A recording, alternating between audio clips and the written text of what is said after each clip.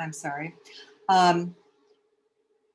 We are now recording the meeting, and I apologize for not starting that earlier.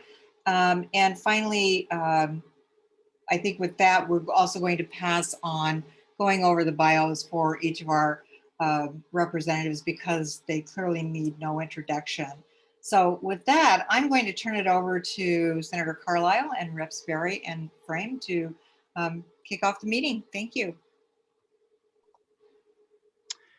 Well, thank you so much. So it's a real pleasure to be with you. We do have a sort of seems like a busy night of a couple of events. So thanks so much for the community conversation. You know, of course, what I think we're most interested in is exactly the very mission of the group, which is to have an authentic dialogue. So, you know, to put issues on the table. And I think we all know that our neighborhood and our city is at a transformational point, and we're facing a lot of challenges and issues, everything that we're all familiar with. And the real question is, what can we do about it? How do we move forward? What does the partnership between the city and the county and the state and the feds look like, and the role of the private sector and community groups? And so I think we're all deeply appreciative of the fact that we've just never had a time more important to be deeply engaged and invested in a lot of these issues. So, you know, I know particular focus on the concerns around homelessness and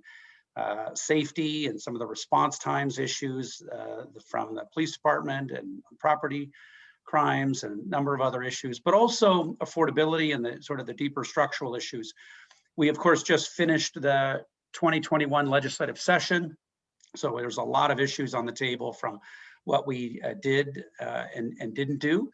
And, you know, look forward to walking through those as maybe of particular interest to folks as well.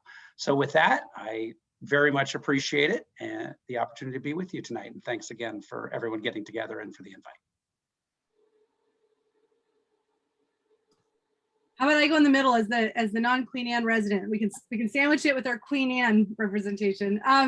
Good evening, everyone. I'm Noelle Frame, one of your state reps. I have been serving since 2016. I cannot believe it's already been 5 years. It's amazing.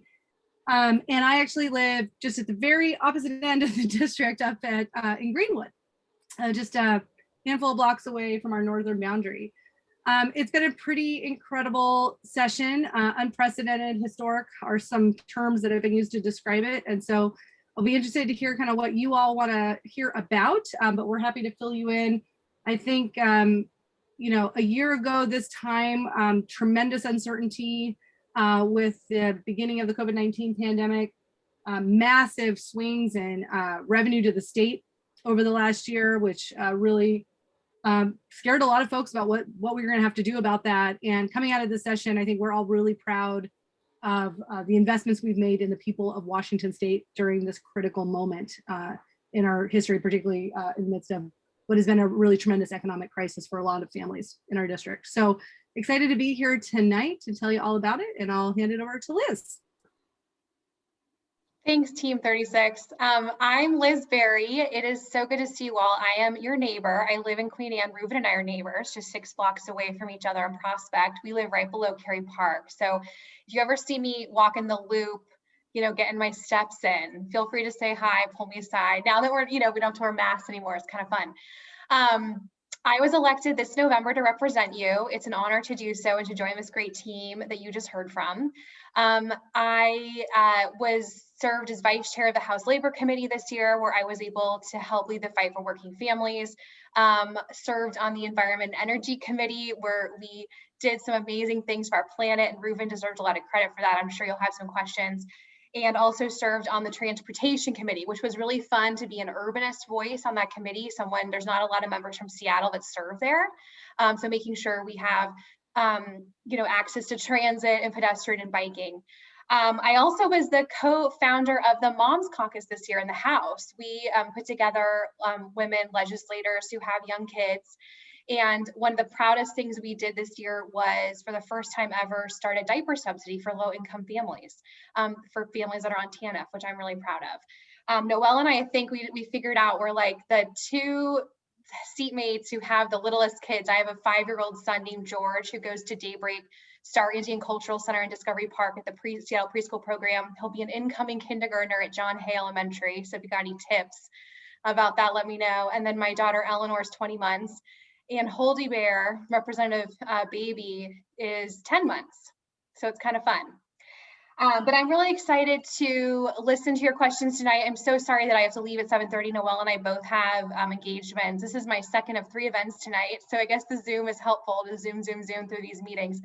But thank you for your engagement, and hit us with your questions.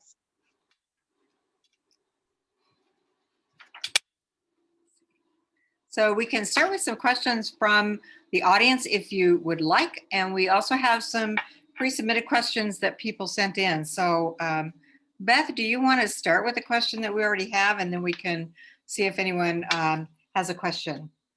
Well, our chat has been really, really quiet. I'm surprised, you guys. And if anybody wants to use your hand, raised, we'll allow you to unmute yourself. That would be great. Oh, David Mooring, why don't we go ahead, and David, if you want to kick it off.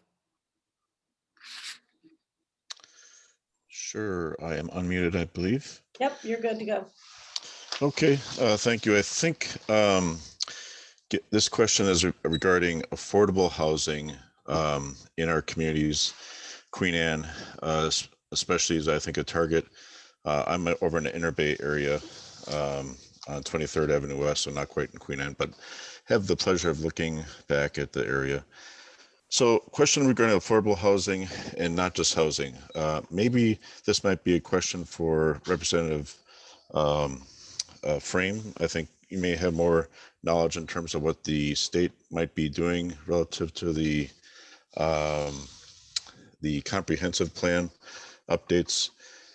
The big problem is we are seeing hundreds of Seattleites being displaced from affordable housing, and they're being displaced for higher density multifamily developments that are selling around here for about $500 to $600 per square foot.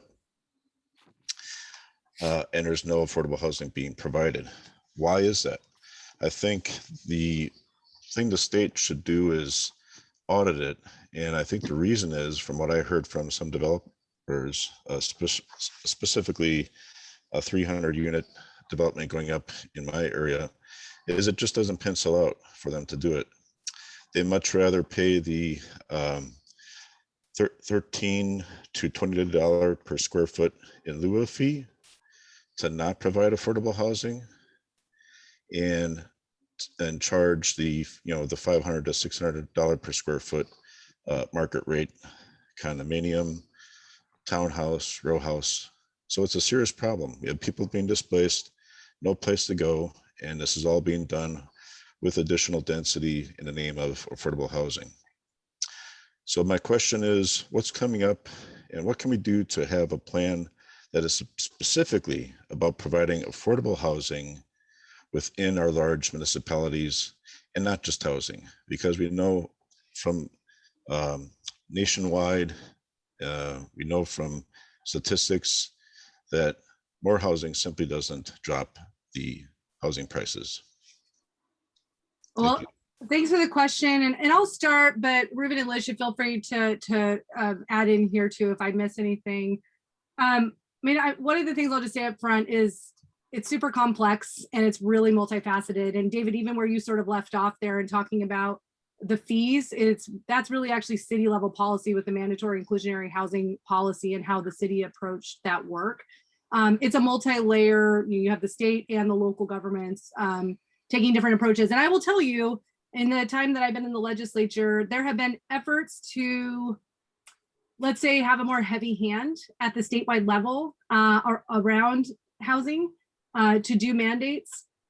And they have been fought back very, very hard by cities. Cities like to maintain control, and that's not just Seattle, that's across the state. A strong pushback that they want to be able to right-size policies to their communities and do what fits for their communities. And so over the last several sessions, you've seen us take the tact instead of sort of more like a carrot rather than a stick approach. And I want to say maybe it was two sessions ago, for instance, like House Bill 1923 from Representative Fitzgibbon started out as a mandate and it ended up being like a menu of options. So cities, if you do these things, and this was around density more than affordable housing explicitly, you get these planning grants that you can participate in. A few years ago, probably also the 2019 session, we did, sorry, you're gonna hear the growler in the back. This is my infant telling me he wants my attention.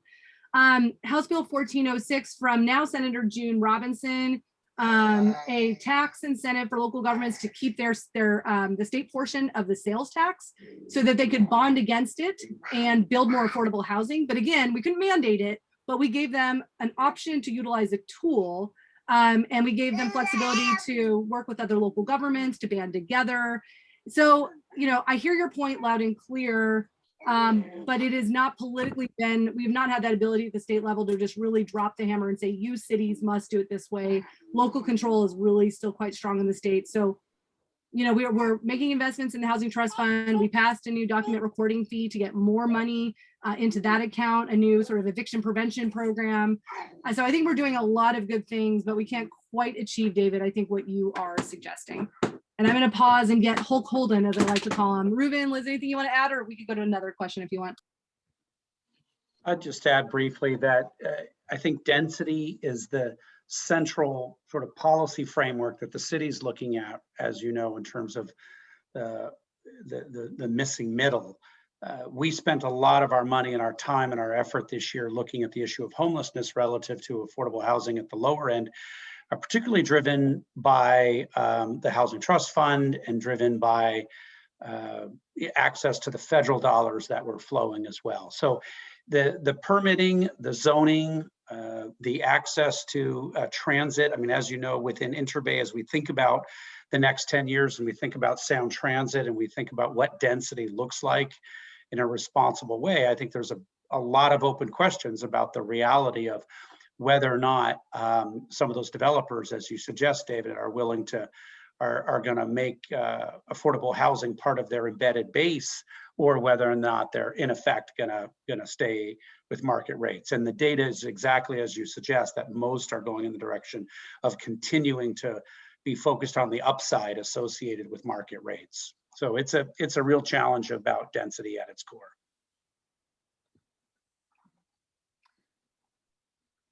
I have a question that was submitted before that is not exactly the same, but it's perhaps related. So I noticed that there was a bill that was granted deferrals to businesses for property taxes if they suffered significant revenue loss due to COVID. There doesn't seem to be anything similar for individuals who may have either lost jobs or lost a significant portion of their income and who are now, you know, coming, have had to pay property taxes for homes and so forth.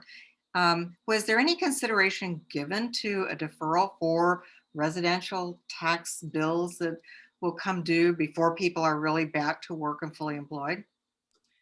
So Paula, thanks for the question. I'll go ahead and tackle that one. So we tackled that challenge in a slightly different way. And part of that was because we knew, well, we were told and expected and it materialized about federal money coming down. So we were not seeing the same levels of support for small businesses that had those challenges. So we took the tax policy approach there, but we had a lot of money come down and ultimately invested over $1 billion in rental assistance. And again, and it's, yes, it helps renters, but it also helps the landlords that own the property and helps to make them whole. And so that was a big part of how we approached the challenge of missed rent and landlords not getting rent from their tenants. We did do a tax policy change, sort of a couple different things that were really kind of closely related. House Bill 1410, actually from Republican Mike Bowles from Spokane, tackled what was a truly abhorrent interest rate level for delinquent property taxes that has over the last several years really been catalyzing people losing their homes. So it got changed a little bit in the process. So there's the implementation was stretched out a tiny bit, but basically we have eliminated those sort of compounding penalties on any residential property that's a fourplex or smaller. And we lowered the interest rate from 12% to 9%, so it's aligned with consumer debt. But when you had the 12% stacking on with the penalties, it was in some cases up to 24% interest when people got behind on their property taxes. And that's been a really big challenge. So we did tackle it just in a slightly different way, and hopefully that will prevent people from going into foreclosure moving forward. The last thing that I'll say that's again sort of related, our bankruptcy statute was quite out of date. And there's something called a homestead exemption in the bankruptcy law that when you have to file bankruptcy, you can, a portion of the value of your home is sort of protected from creditors. That was only up to $125,000. It was obviously quite out of date. And we updated that. That was from Senator Derek Stanford to be up to the median home values based on sales in the previous year at the county level. So before it was literally $125,000, whether you were in Walla Walla, Yakima, or Seattle. Now it's pegged to that median sale price per county. So that's going to do a lot. I actually think I saw something in the Seattle Times the last couple of days flagging that how in the midst of this massive economic crisis, how that will be really important for so many people holding on to their homes. Yeah, great. Thank you very much. Beth, I think you have some questions. I have a question. Yep, Suzanne, keep it, if we can keep our questions nice and tight, that would be great, since we've got two folks who've got a hard stop at 7:30. Okay, let's just try this one. With the density driving development, I'm afraid that the quality of life is being overlooked in affordable and low-income housing. My issue is the lack of tree canopy that's being maintained, especially among the multifamily structures and where single-family homes are being removed.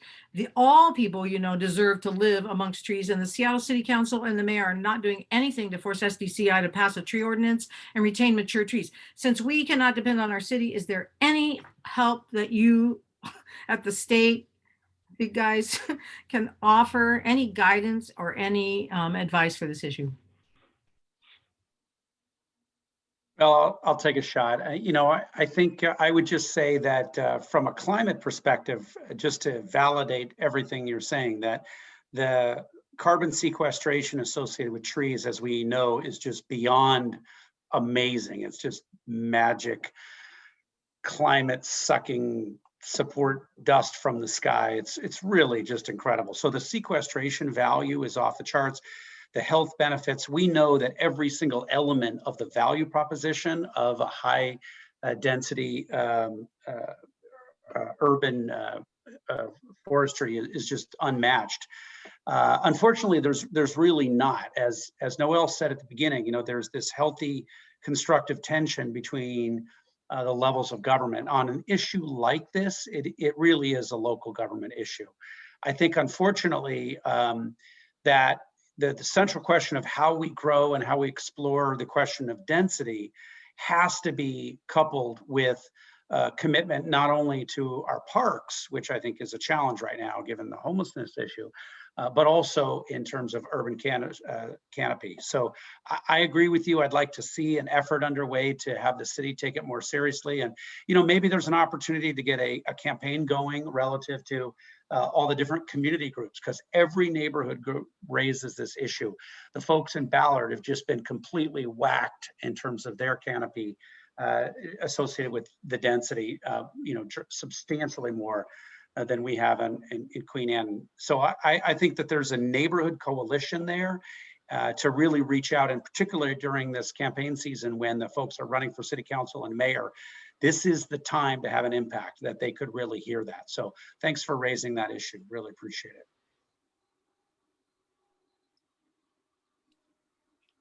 Okay, thank you. We have maybe take one more from chat. And if you guys want to just take a look, it says from Josh Daniel, what happened this session on reducing mass incarceration?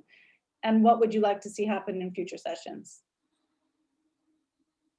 The reducing mass incarceration, what happened and what's the future hold? Yeah, so I'll highlight one in particular, one that I am just crazy proud of. So, whoops, that was stuff coming off the shelf.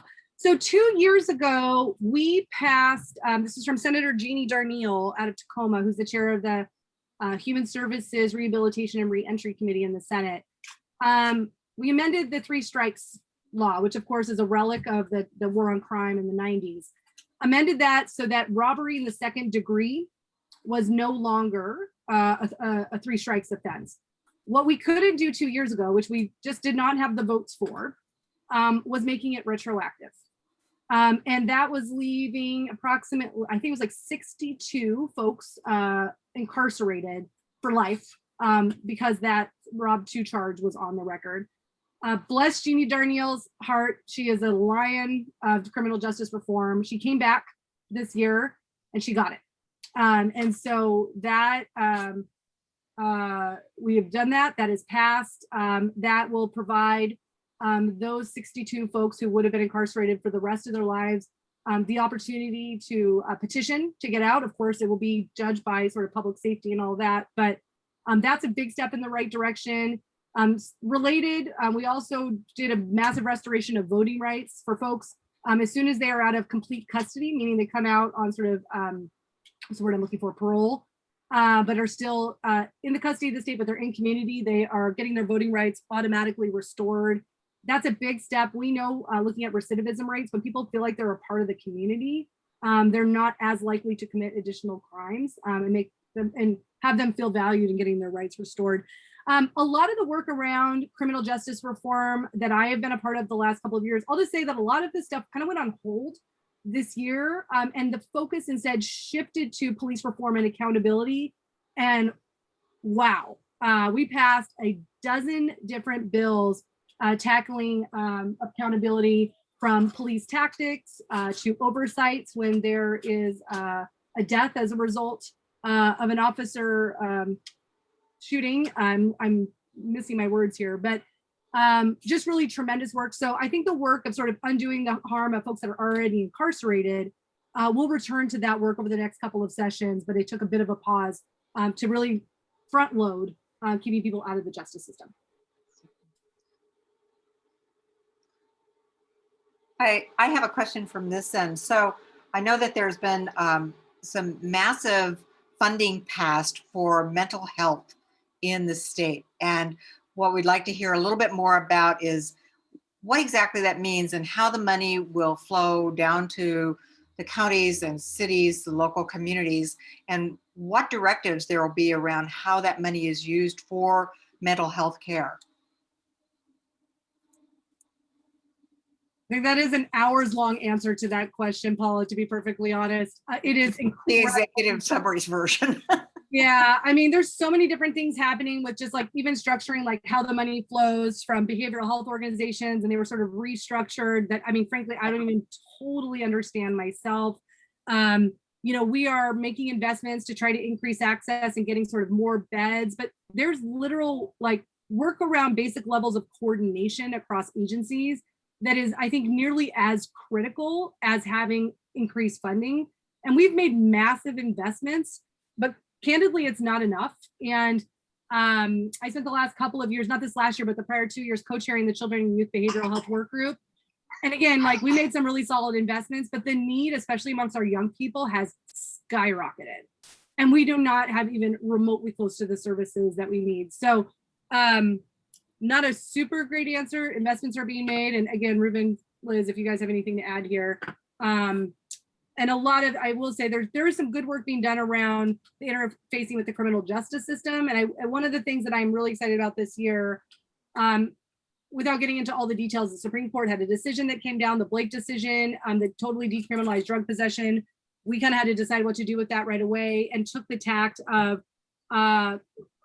creating a simple misdemeanor temporarily for 2 years, to giving us some time to figure out what we were going to do. But the important part is $86 million of new investments in substance use disorder treatments, mandatory deferrals out of the criminal justice system, getting people to treatment. And I think so many of us that are in community and are seeing the literal suffering on our streets, those investments in substance use disorder treatment services is critical for our community. And you know, it's just sweeping people from one place to the next and never actually addressing their underlying issues is doing nothing. So that $86 million would be a critical investment for our community. Sounds like that's a topic for another initiative session. So great. So we are a couple of minutes before 7:30. And does anyone have a question for Rep. Berry before she has to depart? And Or Rep. Berry can I just tell you, can I sing her praises for a second? She did some incredible, like a freshman of all freshmen. Like this girl passed a bill that has a $200 million price tag on it to help families during this economic crisis. Like this girl is like no joke. This woman is no joke. So we in Holden are very proud of her.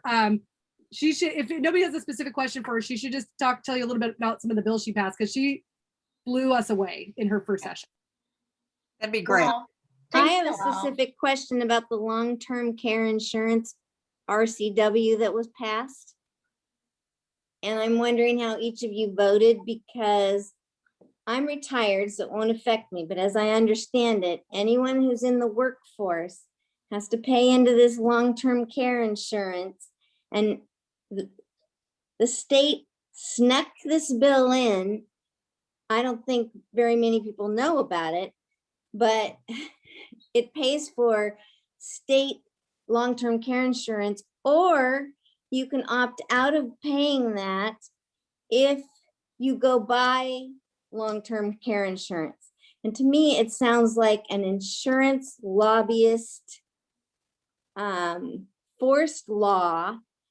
And it's not going to affect me because I'm not working anymore. But my son, who's 26, why should he pay into state long-term care insurance when we all know it doesn't work, it doesn't pay, he will never see that money.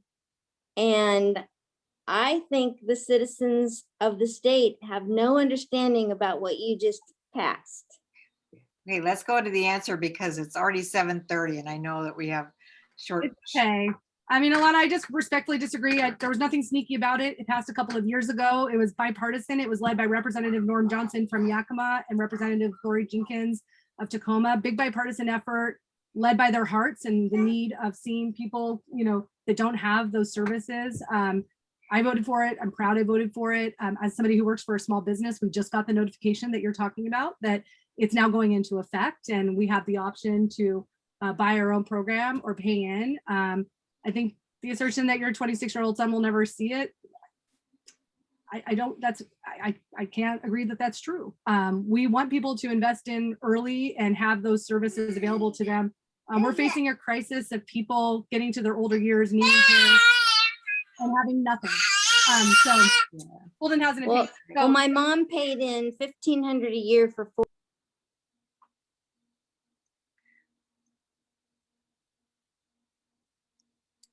So Representative Berry, I know you guys need to jump. Did you have anything else you wanted to add? Sorry about that, Elena. We're just trying to kind of let these guys have a bit of time before they have to jump off.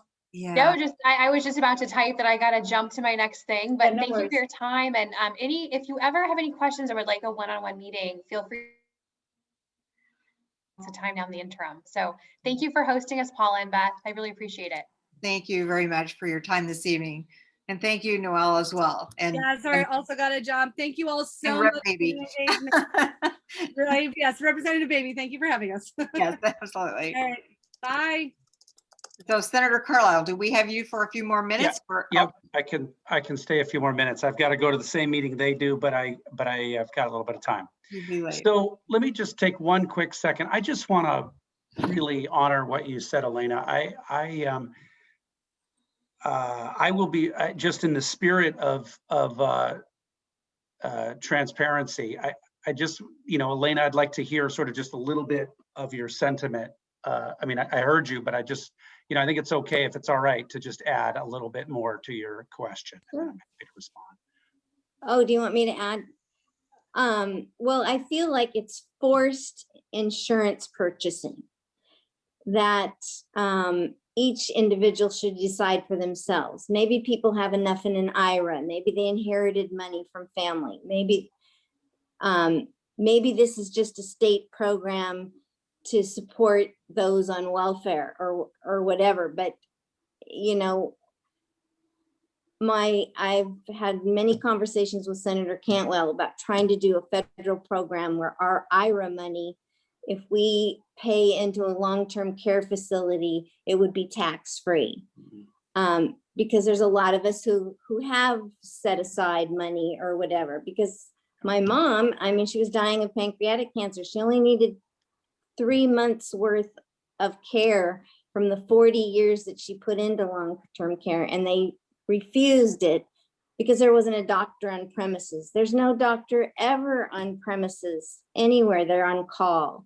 So, you know, when you're grieving and you're going through it, I just didn't fight for $10,000.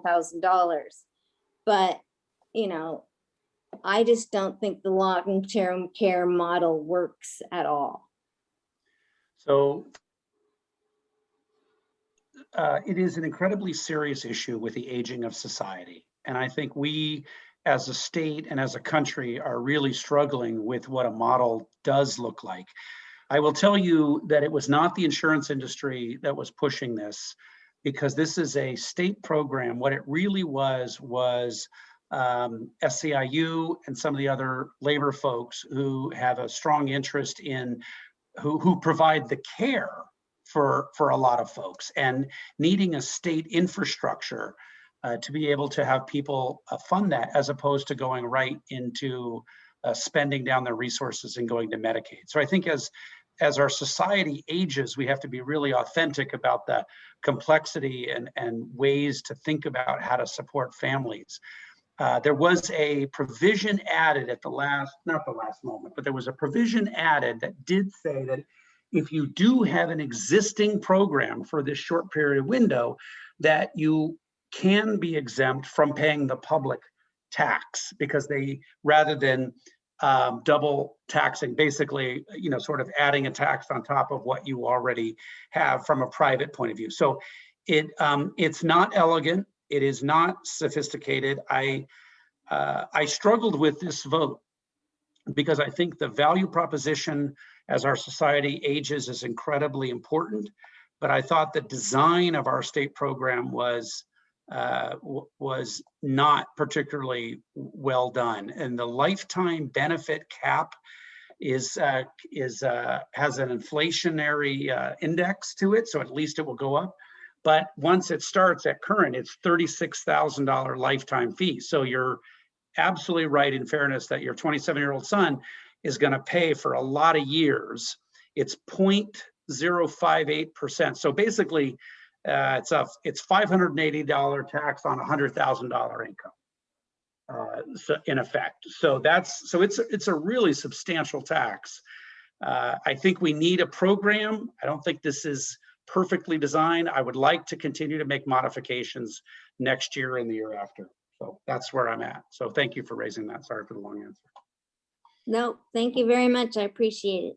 Thanks for all you're doing. Other questions? I do have a question here. What steps did the legislature take this year on climate action? Aha. Well, Aha. that's a favorite. So as chair of the Environment, Energy, and Technology Committee, we had a really big year. I'm incredibly excited.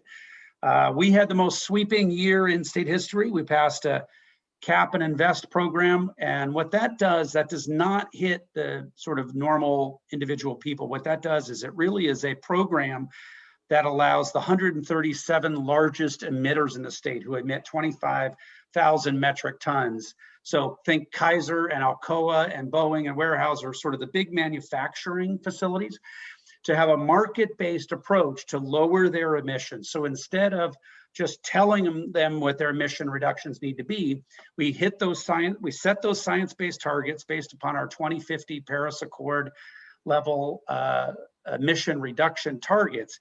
And then we basically allow them to decide what the most efficient way to do that is. So it's a very strong program. And then combined with the Clean Fuel Standard, which was a priority bill that is effectively a decarbonization plan for fossil fuels of transportation, so gasoline. So think of biofuels, biodiesel, things like that. Electrification of transportation as well. So two very substantial bills. In the last 3 years since I became chair of the committee, and we had a turnover in the majority from the previous Republican majority to the Democratic majority, we've done a lot in the environmental space. But I will tell you, one of the things I'm most proud of is we had a lot of support from not just the traditional folks on the progressive side, but we had Microsoft and BP, believe it or not, the oil company was supportive of this policy. and Puget Sound Energy, and then a number of other bills that we've done the last few years. I'm very proud of the bipartisan nature. Even though we didn't get Republican votes, I worked with the business community very closely. And I think that we have some of the strongest laws in the nation, but I think that they have a degree of flexibility and viability so that business can actually implement that. It has sort of operational integrity to it. So anyone who is at a, works at one of those manufacturing plants, the job impacts are very serious. We've got to be sensitive to that, and giving them the flexibility to achieve the goal without telling them tactically how to do it is, I think, the right way to do it. So it's a market-based, we set the regulatory goals, but they have sort of that market-based flexibility. So I'm very proud of what we've done in this area, and we've gotten some big national attention. The Environmental Defense Fund called it the strongest decarbonization environmental program in the country. So feeling very good about the direction we're going. Good. Sounds something to be proud of. Can you tell us just a little bit too about the Washington Privacy Act? Yeah, thank you. So that's a bill I worked on for 3 years to try to give people individual rights to control your own data. As we know, data is the commodity of life today. And I passed it out of the Senate 3 years in a row at 48-1 vote, a lot of support. And our good friends, my sincere apologies, but my good friends, any trial lawyers on the call, but the trial lawyers crushed it in the House. They really want the ability to sue Google and Amazon and all the individual companies. And I just feel like at the state level, as opposed to the federal level, that it should be the Attorney General that should enforce those rights, as opposed to sort of opening up the entire box of individual lawsuits that I just don't think are really constructive. So wasn't able to get that passed through the House once again, 3 years in a row. The ACLU and the trial lawyers and the Attorney General united to fight it, despite those 48-1 votes in the Senate for 3 years in a row. So 3 years in a row, we almost got it across the line, but I am very proud of the fact that there are states all over the country that have embedded in very important elements of the consumer data privacy law that I crafted in their, so the state of Virginia passed a law that is almost identical in many ways to the bill that I drafted. So a lot of progress around the country, just haven't been able to get over the line in our own state house. Thank you. I think Josh Daniel has a question. Hey, Josh, Hey, Josh. you're not unmuted yet. There you go. Try now? Yep, Yeah. good. Yeah, good, thanks. Just wanted to follow up, Senator, on your comments about climate change. I'm totally agree with all the goals that have been laid out. I am concerned that there isn't the technology yet to meet those goals. And it seems like, from what I can tell, when I look at the package that Governor Inslee has proposed, that R&D for new technology it's nice. There's $20 million labeled for that, but it's a pretty small percentage of the overall package. And I'm wondering just your thoughts on how we can get more funding for R&D on clean energy. Yeah, that's a great question, Josh. Thanks. I'll tell you the truth. The real money is in entities like Pacific Northwest Labs, the universities, the federal dollars that are flowing, Breakthrough Energy associated with the Gates investment vehicle, Vulcan, a lot of the private dollars, the philanthropic dollars, the federal dollars, the academic dollars. That just dwarfs what we're able to do at the state level. So what I've tried to do as chair of the committee is I've tried to say, what is the central way that we can be a premier thought leader in a given category? So for example, I've got a bill that I'm drafting for next year that is designed to lead on the area of decarbonizing the maritime sector. So we've got this fabulous Port of Seattle. We've got these ships that come in, as folks know, from Asia all the way to the west coast of the US, primarily in Seattle. And it's the most lucrative maritime market in the world. So I want us to use biofuels. So I'm working to look at what hydrogen requirements are. So rather than us put in sort of taxpayer money into lots of R&D, I'm trying to channel all of those other federal and other sources of dollars, but to provide the environment where this is the most welcoming state for that R&D and for the business community and for entrepreneurs to innovate around the ecosystem of climate. and clean energy. So I just think that's a higher return on investment for the taxpayer, and eliminating the barriers that currently exist to trial new technologies like hydrogen, renewable hydrogen, and other things, and battery storage as an example. So California has put a ton of money in, and we've reached out to some of the premier battery storage companies in the world and said, and partnered with some Nordic countries to say, come to Washington State. So we're trying to ski in everybody's wake and take advantage of their taxpayer investment. Great, thanks. Does anyone else have a question for Senator Carlisle? Maybe we take another one from chat. We've got one from Michelle. If you have time, Senator Carlisle, thank you for your extending. Yep. What expectations do you have for our state getting vital infrastructure funding? Have we let our priorities known? So infrastructure funding. Absolutely. So we are in discussions about a pretty comprehensive transportation package that would invest in primarily maintenance and operations of our public infrastructure. You don't have to try to get to West Seattle and know that we've got a mess, to say nothing about Magnolia Bridge and lots of us. So our bridges, our roads, our infrastructure, but also our multimodal investments statewide, and our transit.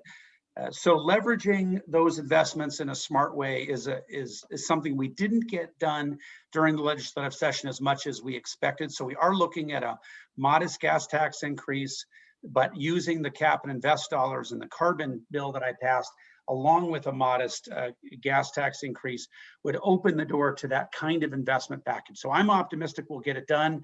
We're talked to the governor just the other day about the special session, and we're sort of shooting for that end of October timeframe to really try to get something done. But there's a lot of momentum and a lot of desire, and a lot of that public infrastructure.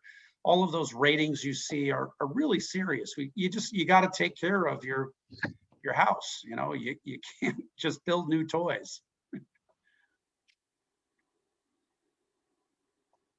Okay, thank you.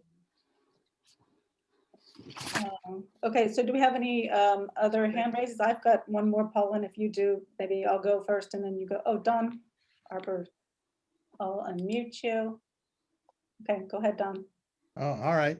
Ruben, this is actually a question for you to see if you'd be willing, if you have time to meet with me.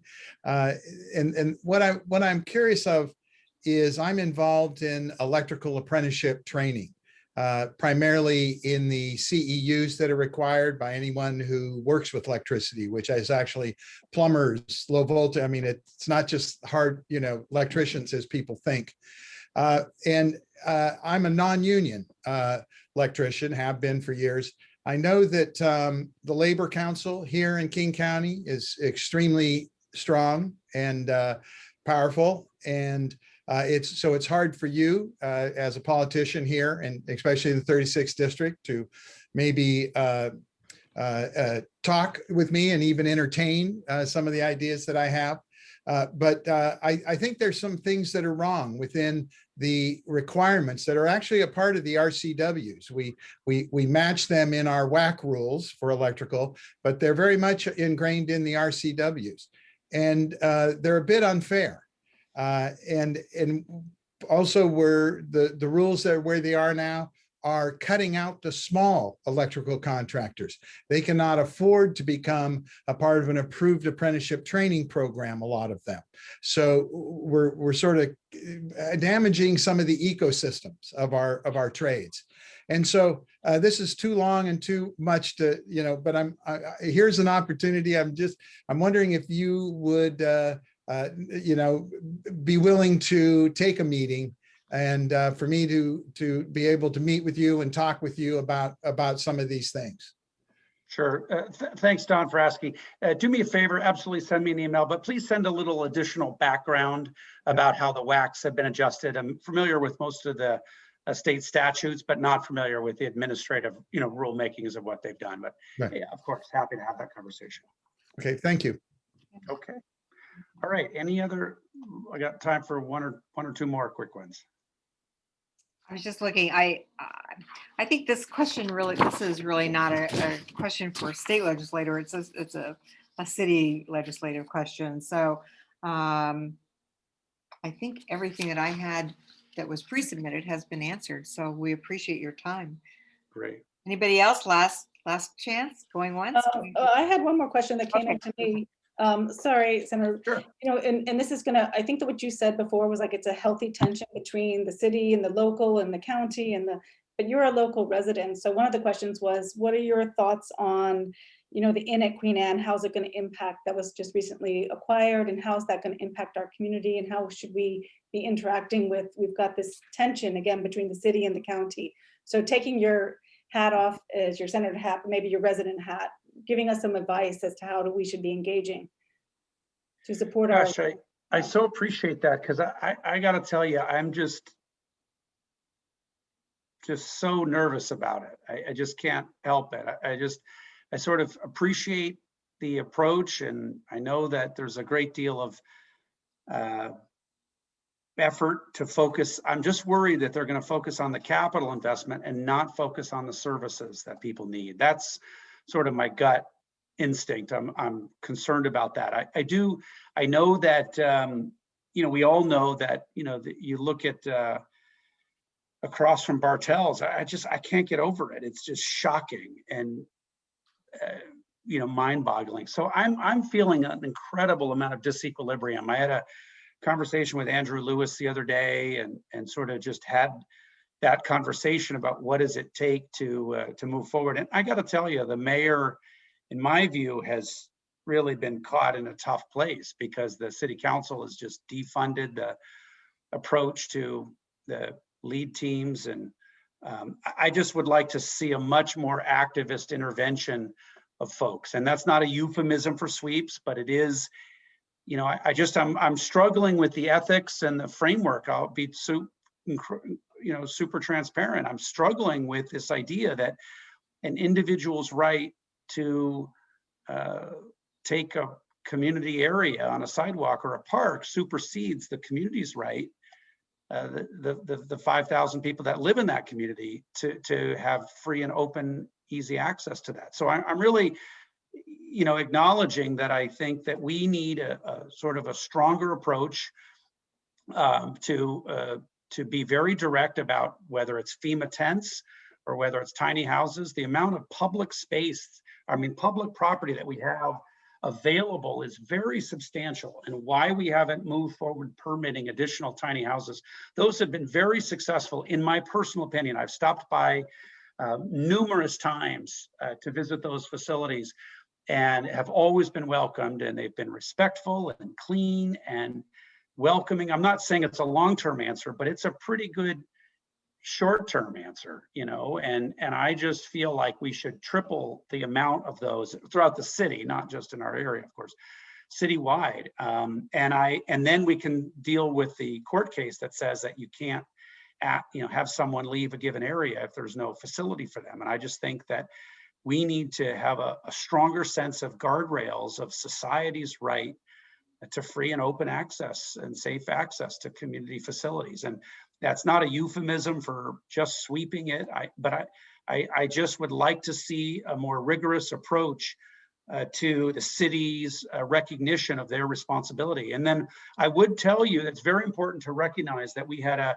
state Supreme Court ruling on what's called the Blake decision that said that there's no statute that criminalizing possession of any drug. And the state legislature had a very controversial last-minute bill because the ruling came down in February. And I was one of the only Seattle legislators that voted to maintain it as a misdemeanor. So it shouldn't be a felony. You don't want to put people in prison for it. But there has to, in my view, have some framework that, I'm not trying to criminalize it as itself, but I think if you have someone who is injecting heroin at the entrance to John Hay or Queen Anne Elementary or whatever it is, or and you literally can't do anything. There's no one to call. I just couldn't get there. I was the only Seattle legislator that voted not to have that policy. I did vote for the final bill because we had a compromise version of it, and my colleagues did as well. So I'm appreciative of that. But this is a deeply troubling, so the integration of affordable housing with behavioral health services, with addiction is incredibly important. And I think our city is really struggling with this. The state has failed on many levels on this to enforce any kind of regional authority. So in effect, we've let Renton and Issaquah and Linwood off the hook, and people come from those communities overwhelmingly, and they gravitate towards Seattle and they gravitate toward our community. And I just think we have to have the courage to have that conversation. It's not anti-homelessness or criminalizing homelessness to want to have community guardrails that just allow us to engage with folks and have expectations. So I know that I'm a bit of an outlier on this relative to most elected officials, but I feel like we're at an critical juncture in the policies that we've approached to allow complete and open access without any type of guardrails for society's interests. I think it is troubling. And that is with deep sympathy and empathy to people who are experiencing homelessness and a recognition of the profound challenges they face. But I think we have to acknowledge that some of our policies are attracting individuals from outside of the city, outside of the state, and around the country. And I would like to see us to have a more integrated approach to this. So sorry for the long answer to that, but it's No, that was difficult fantastic. I think actually I love that you said have the courage to have the conversation, and I think that's the whole point of coming together. So that's a perfect way to end it, right, Paula? I love this courage to have the conversation. I think so, and that's effectively the purpose of the whole initiative. So I think on that note, we're going to let you go to your next meeting. And thank you very much for all of your time and really a very thoughtful answer. So, well, thank you all. I really appreciate you all getting together. It's a great honor to be your state senator, and I just appreciate the deep civic engagement. And we're living in a time of just incredibly extreme lack of civic dialogue, and it's a difficult time. And I just appreciate just an authentic opportunity to really make a sincere effort to have a community dialogue like this. So thank you all very much. And thank you for being part of that. And thank you everyone for attending this evening. I am going to Thanks everyone. One little commercial announcement before I leave. On June 5th, there will be a cleanup at Kinnear Park that's being organized by Queen and Together. And we still need about 15 volunteers or so. If anybody's interested, you can email me at paulamueller@comcast.net, and I'll be sure to get you on the list. So thank you everyone for your attendance tonight, and stay tuned. Next month, Jeannie Cole-Wells, the King County Council member, will be our guest. So thank you again, and good night. Thank you, Paula and Beth. You're welcome. Thank you, guys.